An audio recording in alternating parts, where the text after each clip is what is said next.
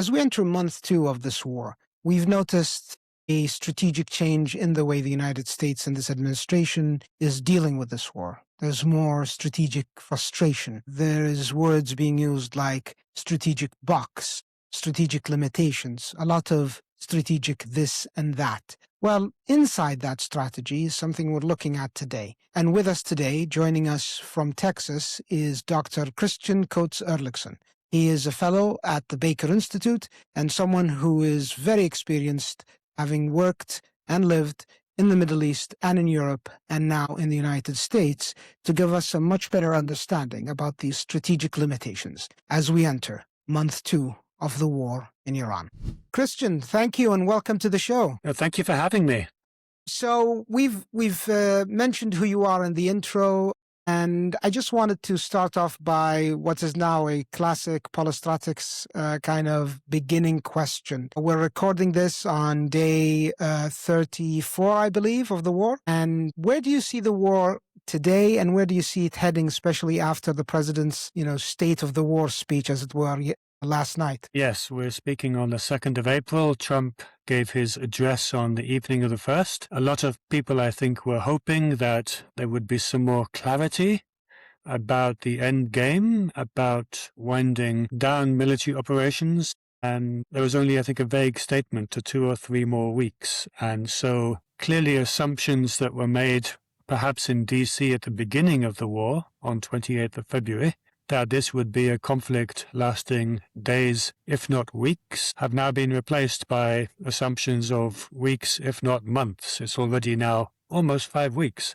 since the military operations began. And even with 2 or 3 more weeks, that's an assumption of an 8-week conflict, far more than the 12-day war in June 2025. And of course, the regional ramifications have also been, and international ramifications have also been completely different. So any notion that the White House or President Trump has a clear plan for winding down military operations and reopening the Strait of Hormuz has been dashed, at least for now. And I think from a regional and international point of view, there's almost a sort of delinking, the decoupling of the Strait of Hormuz from ending military phase of operations will be of concern, that Trump may decide that the U.S. has achieved what it has set out to achieve in terms of military degrading of Iran's capabilities and declare victory and leave, but at what cost of leaving the Strait of Hormuz for others to try to negotiate? So I think that apparent decoupling of the two facets of this military campaign will be of concern to many people. I think you've struck on something very important, which is I've been hearing even today as I've been speaking to individuals here in Qatar, where I am, and around the GCC, is the issue of if the U.S. president in week 1 maybe could have gotten away with the issue of, when I decide victory, we can leave and that will be the end of it. As you mentioned, we are in week 5.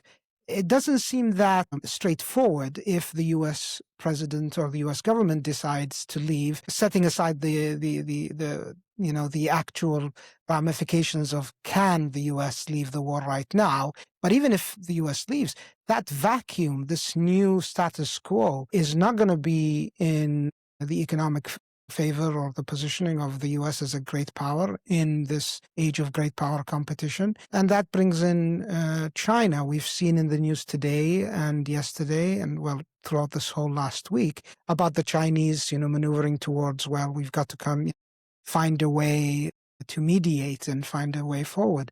Where do you see this affecting the U.S. beyond the GCC? I think since the war began, against the wishes of so many regional and international actors. After all, no country has joined the war effort offensively, other than obviously the Israelis. Even the NATO partners, NATO allies, have not joined with offensive military operations. So there's been a feeling, I think, since day one that this was a war of choice, which has brought about exactly the type of backlash that many people feared, especially after the 12-day war last year, that an Iranian regime facing overt attempts at decapitation, at regime change, would abandon all restraint in its response, would try immediately to maximize the economic pain, not just to regional neighbors like in Qatar and other Gulf states, but to the international community. A sense that if we're going to go down, we're going to bring everyone else down with us. And if we're to believe statements attributed to those in DC,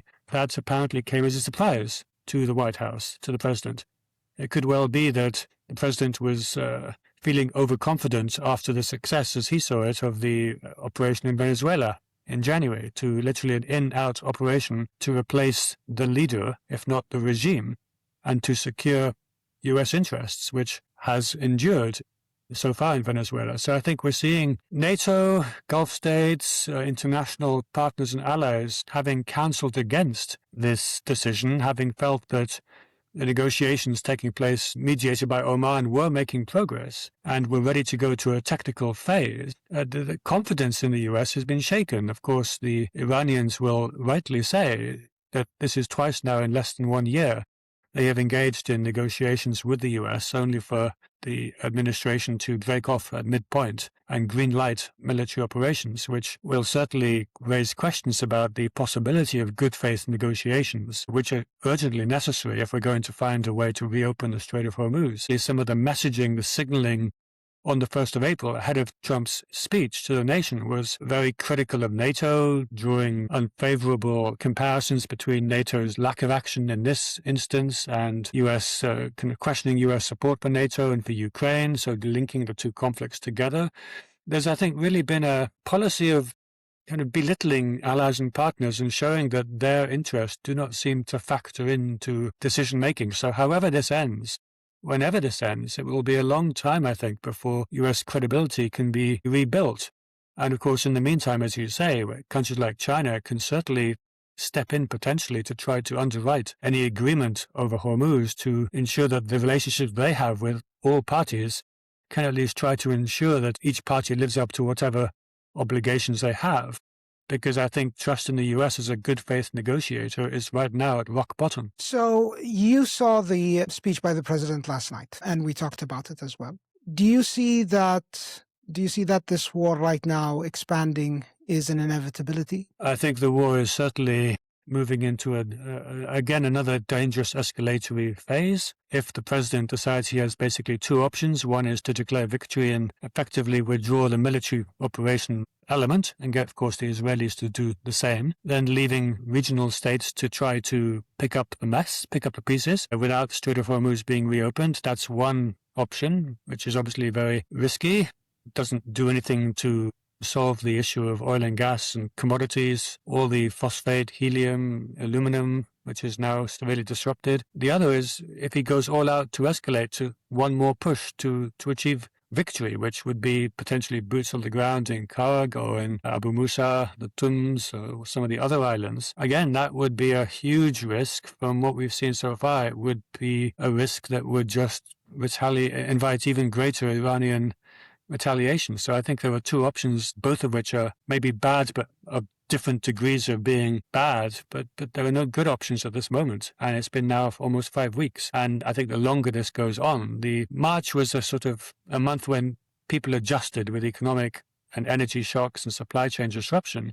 Like at the beginning of the pandemic in 2020, there was a time of adjustment. But April, May, going into the summer, we'll see very, very quickly those shortages really becoming acute, not just for producing oil and gas nations in the Gulf, but for consumer nations all over the world. We're already seeing that. And so this moment of urgency is rapidly approaching. And even if there's an agreement to end the war, reopen Hormuz, it would take weeks, probably months, for normality to be restored in terms of shipping, insurance, reopening energy facilities. So it's getting critical, I think. There was a month where adjustments could be made, but we're now at the point where severe economic damage is probably very imminent. Yes, and you're in Texas right now, if I'm not mistaken, correct? I am. So you are in the heart of the oil and gas heartland, if you will, of the United States. You see this every day. You understand it firsthand. You've also been a very close observer of the GCC, and you understand that. Now, there is a message right now being promulgated in the media in the US, especially from the Republican base, that, well, it's, the Strait of Hormuz is an issue over there, and the oil is over there, and we don't, we're a net exporter of energy, not necessarily oil and gas, but net exporter of energy. And then there are the questions that base and many in the media, and some, unfortunately, even in academia, and surprisingly in academia, but also in government, maybe not as surprising, would say, well, see, once we leave, it's not a longer problem. You mentioned helium. Qatar is the second largest after the United States exporter of helium. Helium plays a big role in a lot of industries, namely, whether the health sector, MRIs, or AI boom and technology industry. Qatar provides the U.S. imports around a third of its foreign imports of helium from Qatar. This is really more complex than just the oil and gas. It's a Middle East problem over there, and the Europeans should resolve it. Do you really believe that the U.S. believes that, at least in the higher echelons and the decision-making corridors, or will they wait until the gas pumps in Texas, where you are, really hike, and then they'll make a decision? Well, I think there was certainly a feeling among many, perhaps close to the White House at the beginning, that oil and gas over there wouldn't necessarily feed into immediate ramifications over here. And the US is less directly affected. Of course, it is affected. As you say, flows of helium and other commodities, fertilizers, will now begin to also feed into crop growing, into eventually higher food prices. Much more of an issue for developing countries around the world as well, including countries that will very, very quickly begin to face acute shortages. But certainly, and also here in Texas, some of the oil and gas view initially was that the US is much more secure in the energy domain. Having said that, I think now the shortages are beginning to bite. The helium shortage, as you say, is having an immediate impact on availability for medical imaging, for semiconductors, for the build-out of AI, and for data centers, which had been such a critical plan, a part of the Trump administration's plans to, again, make the American economy world-leading, and also for so many of the tech moguls who are close to the White House. And so one wonders if they are beginning to think about what conversations need to be had with a man they clearly have very close and, in some cases, direct access to, if their economic interests begin to be affected. So certainly I think there is a feeling that the second month of the war will make it much more obvious that the kind of complexity of the global interdependence is such that a problem over there is no longer just a problem over there. If it ever was, and I don't think it was, but the notion that it could be has been hit. We have seen gasoline prices rise across the US by more than $1 per gallon over the last 4 weeks since the war began. It's now, in many cases, over $4 a gallon.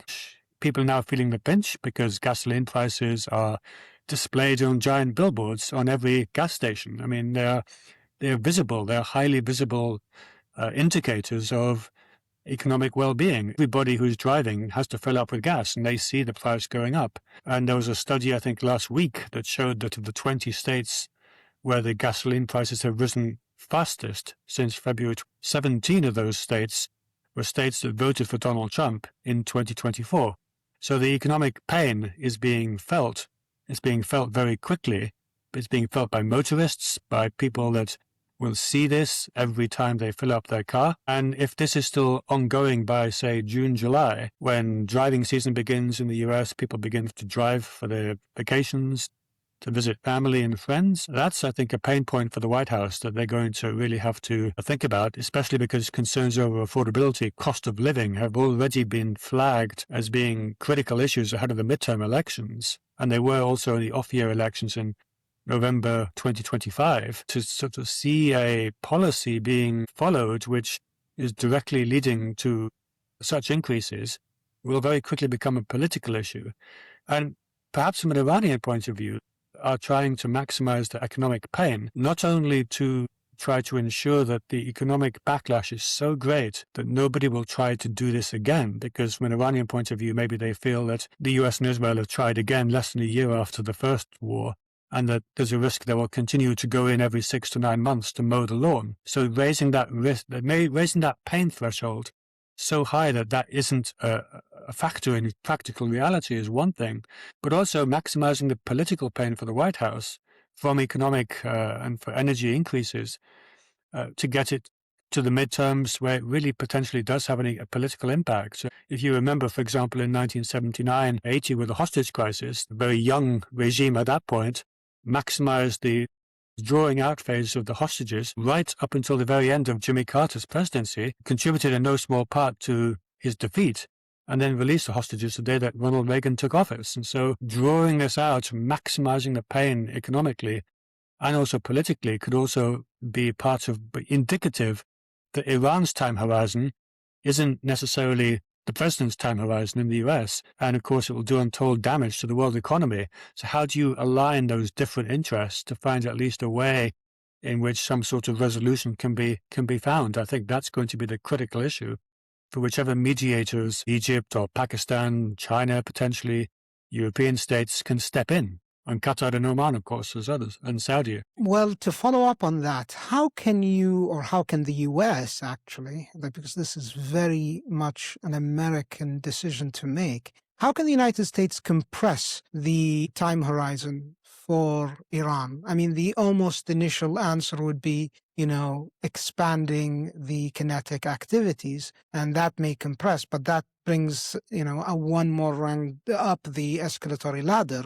Do you see that happening, that they look at this and say, well, the Iranians have, as you mentioned, a much broader time horizon. How can we compress that? And would that only answer from their end be, well, let's expand kinetic activity? I think certainly expansion is on the table. It's one of the options, and it could potentially be an attractive one if there are people in the White House who think all it takes is one more push, that we've already achieved so much in terms of degrading military capabilities. We have air dominance, but boots on the ground, I think, would be a completely different ballgame. It would be so much more of an escalation. I don't think recent history shows that and operations to seize and hold islands, even Russia with Snake Islands in Ukraine in 2022 at the beginning of that conflict, they may seize and hold an island, but they won't necessarily make much of an impact on the wider conflict, except for escalating, digging everyone in deeper. I mean, if you remember back in 2022, Vladimir Putin felt that they would be in Kiev in 4 days. We're now 4 years plus into that conflict with no end in sight. And in fact,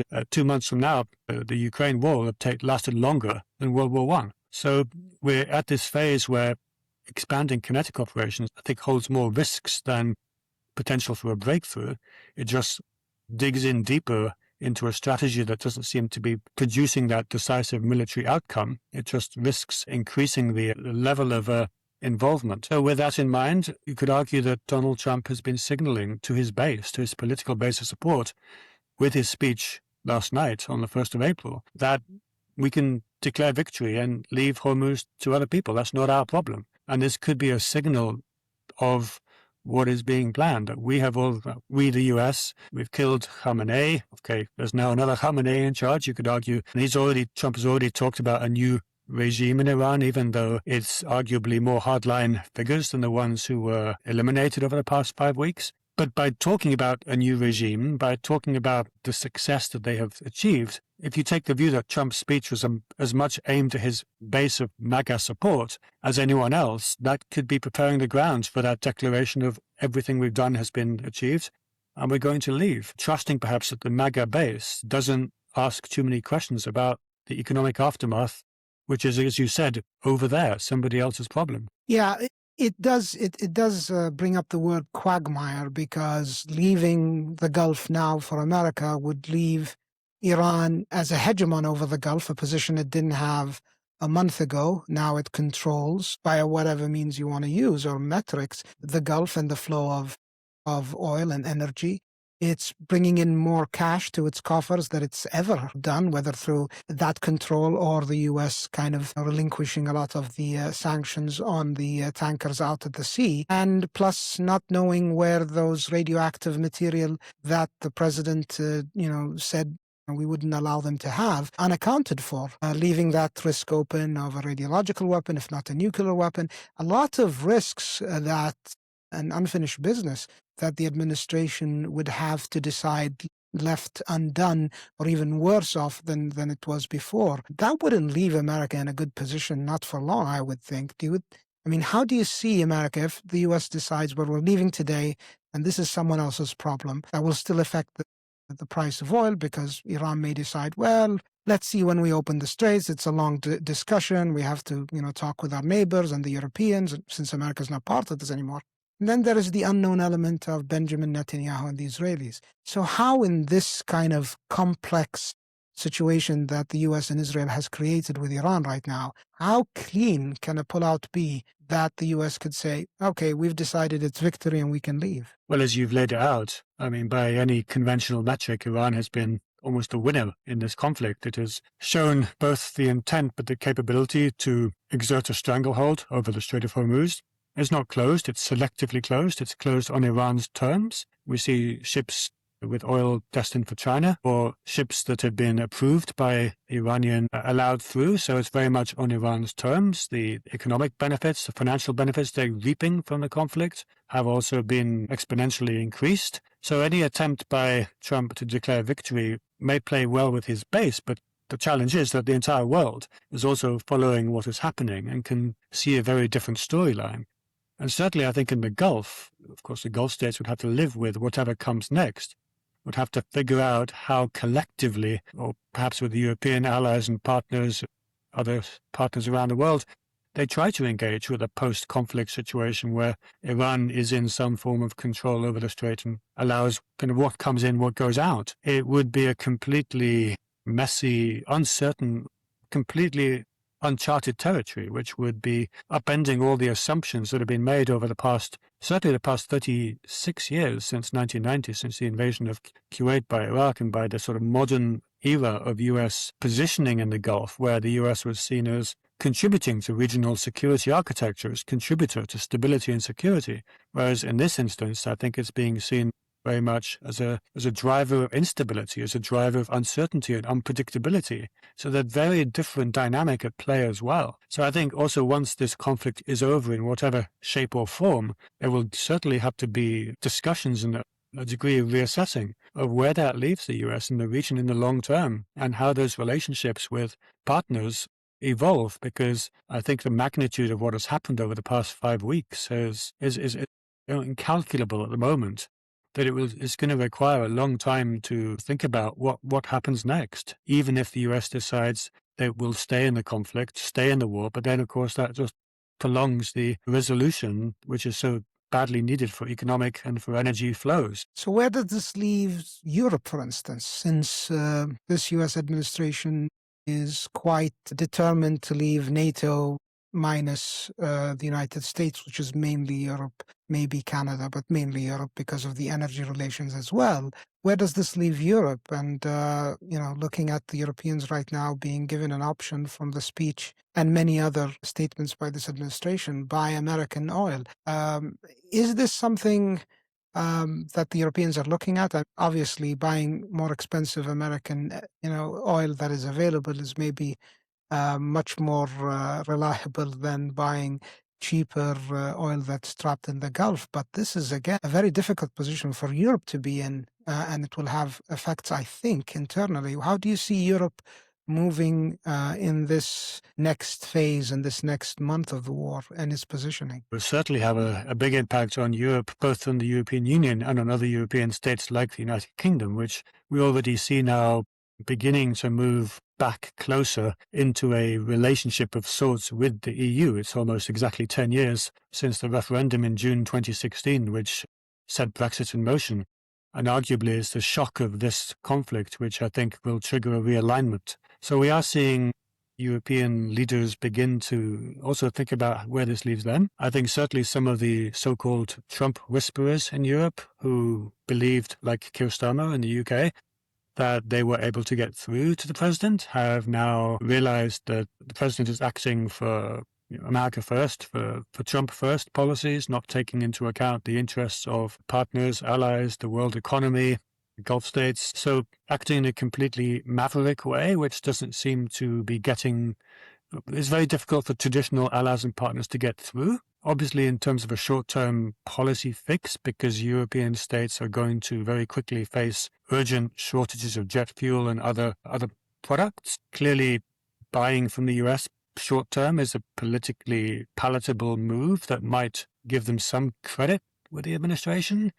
It's noticeable that Trump didn't follow through on some of the noises that were made about talking about NATO's future, even though that was clearly a part of a messaging and briefing campaign before his speech, but it may only postpone the inevitable. The proviso being, of course, that it's now April 2026.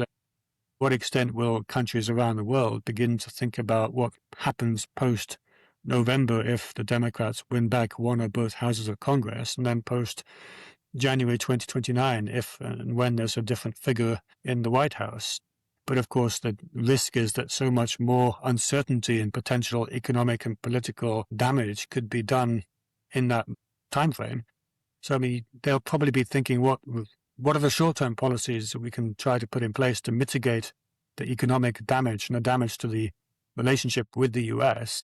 But then, longer term, how can we try to fill that vacuum, which is going to certainly open up if the US is no longer seen as a credible or reliable partner in security, not just in the Middle East, but all over the world? Now, we mentioned China a moment ago and Russia. How do you see China now moving forward, aside from trying to play the role of the mediator? Is China trying to reposition itself in a new Gulf, in a new Middle East political dynamic if the US starts to pull back, whether willingly or by losing some effectiveness in security guarantees and relationship with the GCC? If that happens, we don't know, obviously, but could China look at filling the void, which is something it never, ever in its at least recent history even alluded to, or from people I spoke to, was even thinking about seriously?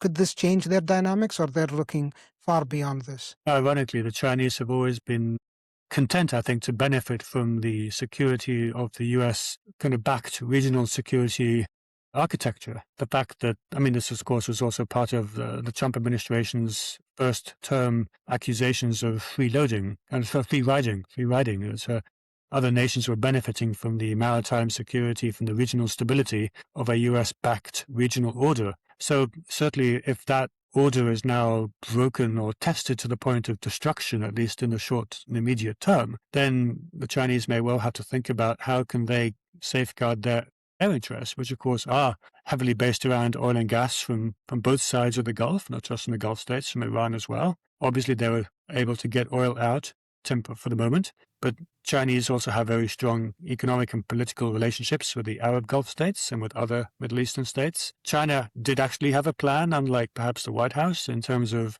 increasing its purchasing of oil, including from Iran back in January, February, building up its stockpile so it's less directly or immediately affected. But clearly, if we're now talking about months-long disruptions, it's obviously going to increase the interest for China to try to support whatever international negotiations take place for the reopening of Hormuz.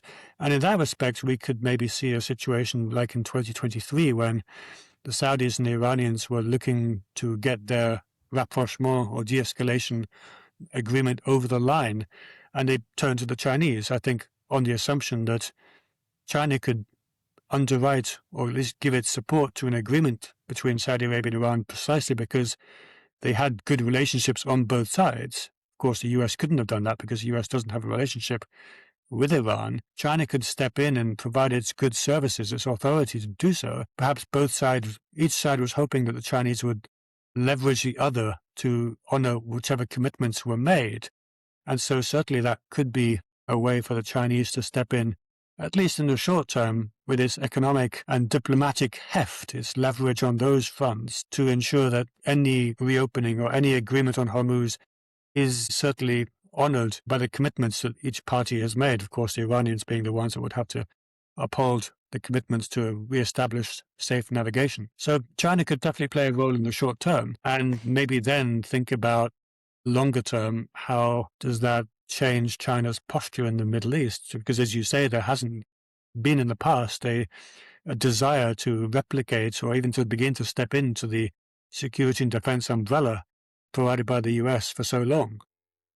And yes, I mean, China, I believe imports 40% of its foreign oil imports from the region. So that's also a strategic vulnerability for China that now is very clear, and they'll have to do something to at least shore up that strategic vulnerability of 40% of their foreign, imports of energy. Beyond now China and the US, and we've touched a little on Israel. Let's go back to Israel, because everyone in the Gulf right now, Marco Rubio apparently agrees, at least in his first statement that he made. Benjamin Netanyahu kind of pulled everyone into this, including the United States. And now, if the US pulls out, if China decides to mediate, if the Gulf region decides to reopen negotiations, if the Iranians want to repair the relationship with their neighbor. A lot of ifs, it's already complicated. But if you add that one last if, that Benjamin Netanyahu, if he plays along, this may work somehow. Will he play along? Is there any indications you see that he will back off? He's already talking about annexation of parts of Lebanon. That's a whole different war just gearing up to start. Well, yes. I mean, Lebanon, what is happening in southern Lebanon is extraordinary. And in any normal news cycle, it would be leading the headlines. But it's almost an afterthought now. And I think certainly the Israelis will be trying, or Netanyahu especially, will be trying to delink the Lebanese aspect of the military operations from the Iranian aspect, so that even if there is pressure from the US to support or to follow any US ending of military operations against Iran, that doesn't apply in Lebanon. So that might be a short-term initiative the Israelis will be impressing when they talk to their American counterparts. The challenge, I think, will certainly be to ensure that whatever agreement is in place to end the war isn't vulnerable to another mowing the lawn initiative a year from now or 2 years from now. That has given the Israelis perhaps the imperative to try and do as much damage as they can now, in the knowledge that this may be their last significant opportunity to do that damage. Of course, statements were made last June that the nuclear program had been set back and Trump's words obliterated, and there may never be a level of sufficient degradation that the Israelis or even the US is willing to live with. So that is the dilemma, I think, that we're all beginning to think about and to face. Clearly, the US and Trump, to give Trump credit, he has put pressure on the Israeli leadership at points in the past, both in terms of the ceasefire agreement in Gaza in October 2025, getting the Israelis to commit to the border peace and the 20-point plan for Gaza, which, again, is not necessarily progressing smoothly, but at least he got the Israelis to sign up to it. Pressure, that leverage on Netanyahu will need to be maintained, I think. Netanyahu may feel that with Trump potentially losing the midterms and becoming a political lame duck, if he does that does happen, they have the freedom of maneuver now that they might not have with a Democrat-controlled Congress or a future Democrat president. So that also gives the Israelis onus now to achieve as much as they can in this short time frame that they can. So yeah, these are all such complex areas where you'll need different parties to put different types of leverage on others. China perhaps on Iran, the US on Israel, European states, the Gulf states, where they can as well. And there are so many moving parts that how do you make them all move in the same direction, the same speed, will be probably the biggest uncertainty going forward. I've got a couple of questions, and the last one will be your view on where this war may lead in at least the short to medium term. But before that, I've been asked myself in the past few days, and I wrote a piece on Russia last week about the GCC and its relations with Iran and whether it wants to go into war. And I still believe that the Gulf doesn't want to go into the war anytime soon, at least. But anything could change any moment. But the relationship basically with Iran has changed and will continue to change. But I want to look at the relationship with the US, because not a lot of people are asking about the GCC's relationship with the US. Will that change inevitably? Or would it go back to where it was before the war? It's hard to see how it can go back to some sort of status quo ante where the last 5 weeks or however long it has been never happened. There may be a kind of 30,000-foot level, Gulf leaders to different degrees in different capitals, but there has been maybe a feeling that over 20 years, the US has become less predictable in some of its kind of actions in the Middle East. Going back to George W. Bush, the invasion of Iraq, which empowered Iran, certainly the Saudis, King Abdullah in Saudi Arabia felt betrayed by that. Then, of course, with Obama, his seeming willingness to tolerate change in Egypt in 2011, with the Muslim Brotherhood leadership in 2012, and kind of negotiating secretly with the Iranians in 2013, and then cutting the Gulf states out of the JCPOA negotiations. Then Trump's first presidency, initially supporting Saudi Arabia, the UAE, and their move against Qatar in 2017, and then causing shockwaves in Saudi Arabia and the UAE in 2019 when Saudi and Emirati energy and maritime facilities came under attack, and Trump said that's an attack on them. It's not an attack on us, which almost overnight changed the strategic calculations in Riyadh and in Abu Dhabi. And then, of course, the Biden administration, where they withdrew from Afghanistan without putting the interests of a group, an ally they had supported for 20 years, anywhere on the table. So there's been a long build-up to this point where people are asking questions about the predictability, the reliability, the magnitude of what has happened. I think surpasses anything that we've seen over the past 20 years. Gulf leaders felt they had a relationship with Donald Trump. Aspects of Donald Trump's transactional approach to policymaking fit well with Gulf interests. We saw the president's visit to Saudi Arabia, Qatar, UAE in May last year, and then visits by Mohammed bin Salman and other Gulf leaders to the White House over the past 18 months. I think it was like $3.6 trillion of investment pledges into the US, and that doesn't seem to have translated into Gulf interests being not, of course, put first, but at least being addressed, concerns and interests being on the table. So on a policy level, people will be thinking if that didn't work, and if the security and defense partnerships we've had now for 20, 30 years don't seem to have fed into policy making, decision making, what next? And from a popular point of view, certainly people, from in Qatar, people have been living under this uncertainty, these strikes, the missile and drone strikes, explosions for weeks and potentially months. That's not something that people can forget lightly. I mean, certainly the biggest impact on regional perceptions of insecurity since 1991. And we've seen how the invasion and occupation of Kuwait did have to some extent, a lasting impact on Kuwait that really was felt for many years afterwards. And so that could begin to happen, especially if the US decides it's mission accomplished, to use an unfortunate phrase, in 2003, and decides that it's not their problem anymore.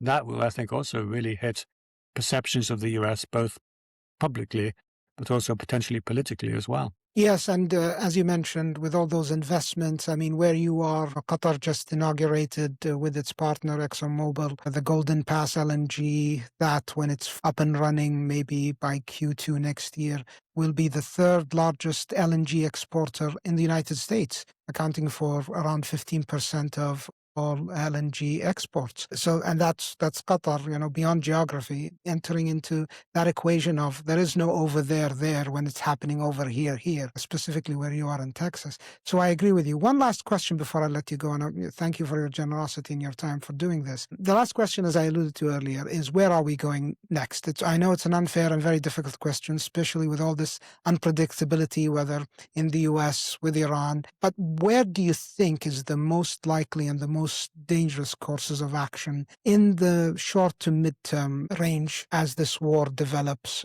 You mentioned the attacks just a few minutes ago before we came online to record this. The Qatari MOD, shot down drones, a swarm of one-way attack drones yesterday, cruise missiles. One of them hit a ship just off our coast. That was, energy had rented it to use, and unfortunately, this is a daily occurrence at this point, as you've mentioned.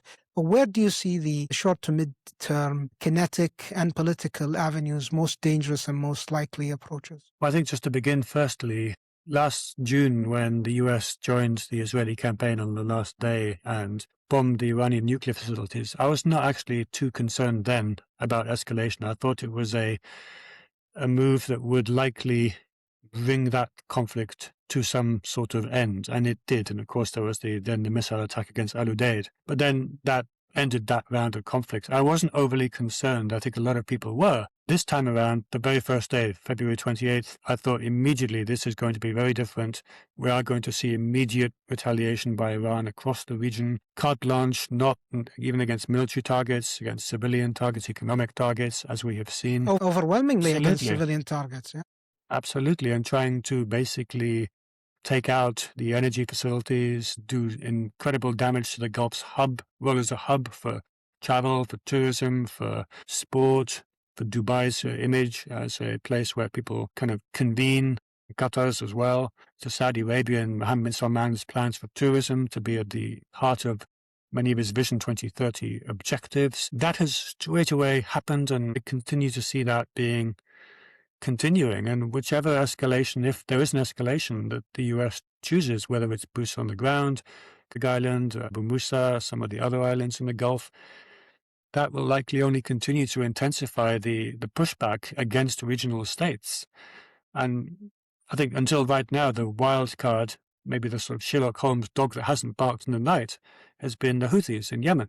Now, they have already begun to make indicative approaches that they are going to kind of increase their involvement. If they start targeting, for example, shipping in the Red Sea, the terminal in Yanbu, if Iran also had a ballistic missile against Yanbu a couple of weeks ago that was intercepted, they've targeted the oil storage facilities in Fujairah, which target the bypasses around the workarounds around the Strait of Hormuz. If they are successful, then they really add an incredibly extra layer to all the energy disruption we've seen over the past 5 weeks as well. So that's certainly another pathway to escalation. And I think right now, the Iranians unfortunately hold many of those cards. They can control, they still seem to be able to fire missiles and drones at will, maybe less in the first few days, but enough that continue to cause maximum disruption on a daily basis. Only one has to get through, as unfortunately Qatar found in Ras Laffan, to do incredible damage. We've seen the refineries being hit in Kuwait and in Bahrain. We've seen it takes one to get through. So unfortunately, Iran still seems to have a lot of the escalation cards in its hand. And so from a US point of view, there's no good option. If they declare mission accomplished, then without a reopening of Strait of Hormuz, that's handing the problem off to somebody. But then if they escalate, it's creating an even bigger problem. So right now, I think there are no good options other than maybe a much more concerted international and genuinely international approach to diplomacy and to mediation to at least try to get Hormuz reopened. But of course, if the president continues to take actions that kind of accompany his statements that we're trying to wind this down with statements like we're going to bomb them back to the Stone Age, and as long as there's that mindset that continues to predominate, there's only so much the international community can do to get through. And Gulf states maybe could make it clear to the US that the $3.6 trillion in pledged investments is all going to be at risk. Maybe some of the tech giants in the US who have put so much of their plans to expand into AI, not just in the US, but also in the Gulf itself, with the UAE, with Saudi Arabia, with in Qatar as well. If they can begin to get through to the White House, people with direct access to the president talking the language the president understands of commerce, of business, maybe then that will begin to get through, because until now, nothing else seems to have done so. Yeah, it's unfortunate that the GCC countries, more than Israel, more than the US, have suffered the most deaths, the most blood and treasure, unfortunately. There are more, ballistic missiles thrown on us than just in the first handful of days of this war, than all the years of the Ukraine-Russia war. Just for perspective, that is just absolutely terrible. And being here, I could, attest for that firsthand. It's not something you get used to. Dr. Erlichson, thank you very much for doing this and for your valuable time. Your insights, as usual, are very valuable, and we look forward to having you again, hopefully in better times. But thank you for doing this. Thank you so much for having me, and I also hope for better times very soon.